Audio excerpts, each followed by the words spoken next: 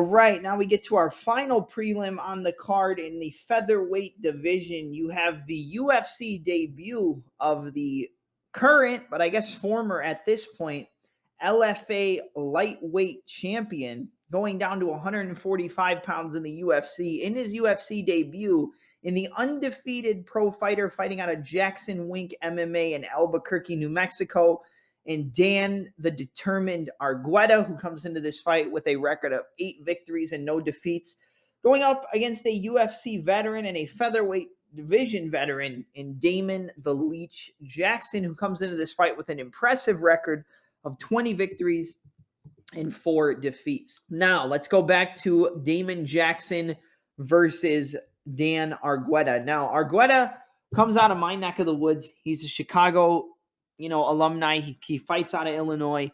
He is a great professional mixed martial artist, and he trains with one of the best teams in MMA, Jackson Wink. I mean, you've got Cub Swanson, you've got John Jones, you've got TJ Dillashaw out there sometimes.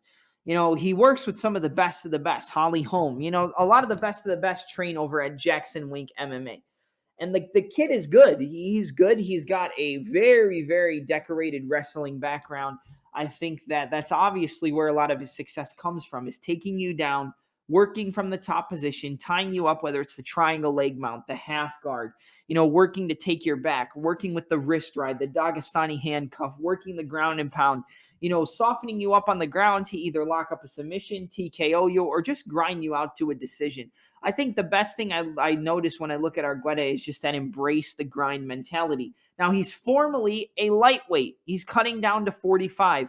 Arguetta is not a very tall fighter, but he is a very muscular guy. And the weight cut, dropping that additional 10 pounds, I think that could play a big factor in this fight and definitely play a factor on his gas tank.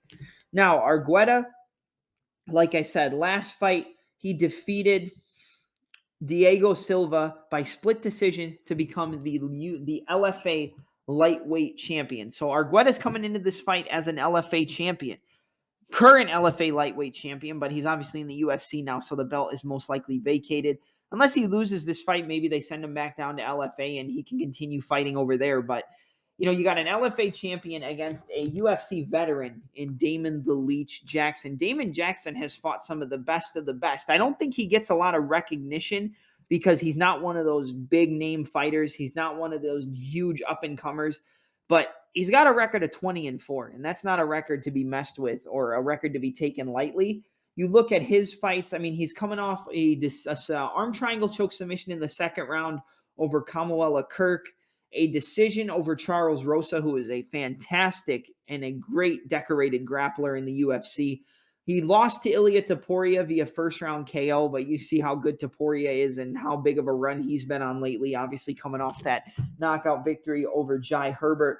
Before that, he had a guillotine choke submission in the third round over Mirsad Bektic. Before that, a rear naked choke submission over Mauro Chaulet at LFA 83 in the main event. So a lot of the wins for Damon Jackson come by way of submission. And in the UFC, he's 3-1 with wins over Mirsad Bektic, Charles Rosa, and Kamuela Kirk. The only loss coming to Ilia El Matador Topuria, who I actually have a technical breakdown up on my YouTube channel. So if you haven't checked that out, go out of your way to check out the Ilia Topuria breakdown on my YouTube channel. He also had a knockout victory over Nate Jennerman. That was at LFA 47. A submission over Jeremy Spoon in the second round at LFA 40. A arm triangle choke submission over Chris Pesero at LFA 33. A submission via rear naked choke in the first round. The arm triangle choke submission at LFA 33 was also in the first round over Anselmo Luis Luna Jr. Before that, a rear naked choke submission in the first round over Elise Rodriguez. He lost to Kevin Aguilar, who is in the UFC. I believe his nickname is the Angel of Death. Forgive me if I'm wrong. Let's see. Yeah, that's it. The Angel of Death. So Kevin Aguilar actually beat Damon Jackson via KO in the third round in their fight at LFA 4. Aside from that, I mean, Damon Jackson is a serious competitor. He's not an easy fight. And honestly, for a debut fight for Dan Arguetta, I think this is a very, very tough matchup. Very tough matchup overall. And I think it's going to be hard for Arguetta to really impose his game plan, because neither of these guys are strikers. But if I have to give an advantage to somebody on the feet, I would definitely give Damon Jackson the power and technical advantage when it comes to the striking on the feet. Neither of these guys are technical. Both of these guys, I would say, are very sloppy, but they use their striking to close the distance and set up their clinch work, their takedown attempts, and their grappling. Both of these guys are grapplers at heart. You look at Arguetta, and we talked about his last fight. He defeated Silva by split decision to become the LFA lightweight champion. Before that, it was a third-round TKO over Myron Alves or Myron Santos at LFA 123. And then before that, it was a armbar submission in the first round over Rodney Mundala at LFA 116. Before that, a decision over Jackson Filo at LFA 90. Before that, a rear naked choke submission over Roger Severson at Combate America Stockton in December 2019. Before that, a rear naked choke submission in the first round over Ronnie Davila at Fight Card Entertainment. Before that, a rear naked choke submission in the first round over Christian Hermosillo on August 2nd, 2019. And then his first pro fight was a first-round TKO at LFA 65 over Max Rojas. He also competed on The Ultimate Fighter and actually lost his first fight on the show to Ricky, what's his name? The winner of The Ultimate Fighter. Hold on. Do they have his Ultimate Fighter record? Yeah, Ricky Tercios. He lost at the Ultimate Fighter Season 29 quarterfinals in his first fight against Ricky Tercios, but Tercios would actually go on to win the Ultimate Fighter that season. So he got a rough first fight, didn't look too good, went back over to LFA as the LFA lightweight champion, and now gets another crack in the UFC, but gets a crack in the UFC in a division lower than his regular weight class at 145 pounds. Honestly, neither of these guys, like I said, neither of these guys are very technical or good on the feet. I think Damon Jackson has more power. I think if somebody is going to hurt someone on the feet and potentially get a KO or TKO, I would lean towards the side of the leech, Damon Jackson. I think that he has more power. I think he's a little bit more grittier when it comes to getting nasty on the feet, working at punches, working elbows.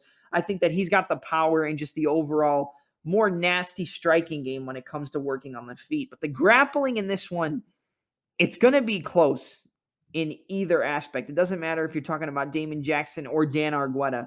I think either of these guys, if they implement their grappling, they are going to win the fight. And they're both very good. I expect a lot of scrambles, a lot of reversals, maybe a lot of sweeps, half guard sweeps, full guard sweeps, a lot of sitting out from the referee's position, a lot of sit outs, a lot of turning the corner and taking the back. I think we're going to see a lot of scrambles, and it's going to be who can maintain top position and get the superior position in those scrambles. I think when it comes to the wrestling, I would say Dan Arguetta is the overall better wrestler. So when it comes to shooting the takedowns, getting in on the hips, chaining from single leg to double leg, running the pipe, working to the body lock, working the takedowns, I think the takedowns and the breakdown ability of Dan Arguetta is better than Damon Jackson. He's the better wrestler, but I think Jackson is the better jiu-jitsu artist. Now, it's who's going to take over in the fight. Is Arguetta's wrestling and top pressure going to take over, or is Damon Jackson's, striking on the feet, power advantage, and overall Brazilian jiu-jitsu going to trump the wrestling of Arguetta? We've seen wrestling versus jiu-jitsu a lot, and normally the wrestler is able to grind it out. He's able to push the pace. He's able to get in their face and kind of rough them up and use a lot of takedowns over and over and over again to eventually wear out the Brazilian jiu-jitsu artist. He'll get in trouble, get caught in a couple submission attempts, but normally they'll work their way out and, ground and pound, work from the half guard, work from the full mount, take the back, work from the referee's position, leg lace, works a ground and pound, use the Dagestani handcuff. That's all things Dan Arguetta does. He likes to break the opponent down. He systematically breaks you down. He works from the triangle leg mount like Habib, working from the half guard, working from pushing you up against the cage, in a half guard, working to full mount up against the cage, grounding and pounding you, getting the back, flattening you out. He's very good at changing positions, and his control on the ground is very, very solid. Now, He's 8-0. He lost on the Ultimate Fighter, lost to the eventual winner of the Ultimate Fighter.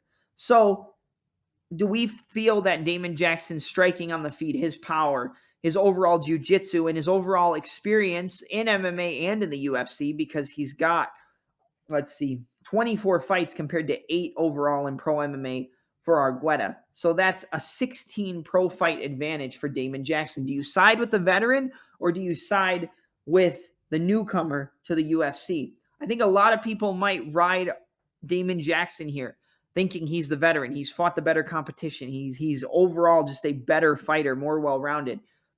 I don't think you're wrong there. And I think that this fight, in my opinion, I looked at the line for this fight overall. Yeah, here it is. Damon Jackson is a minus 440 favorite to a plus 340 underdog for Dan Arguetta. Now, I think he should be a favorite. I think maybe minus 200 at the most. But anything over minus 200 for Damon Jackson is kind of ridiculous. I know he's more well-rounded. I know he's fought the better competition. I know he's a veteran. But Arguetta's still a solid fighter. He's still a great grappler. He's a great wrestler. I think he's the better overall wrestler. I think he's going to be able to out-scramble, Damon Jackson. He's going to have to be careful on the feet because his striking is not that great. He does switch stances a lot. He'll switch left hand, switch orthodox, throw the right cross, 1-2 switch, left hand from southpaw. But his striking is not good. If it stays on the feet, I think Damon Jackson will hurt him and probably get a TKO. I think he'll hurt him bad if it stays on the feet. But when it comes to the wrestling, the grappling, the chain wrestling, the top position control, I don't think that Damon Jackson is head and shoulders above Arguetta when it comes to the grappling. I really don't.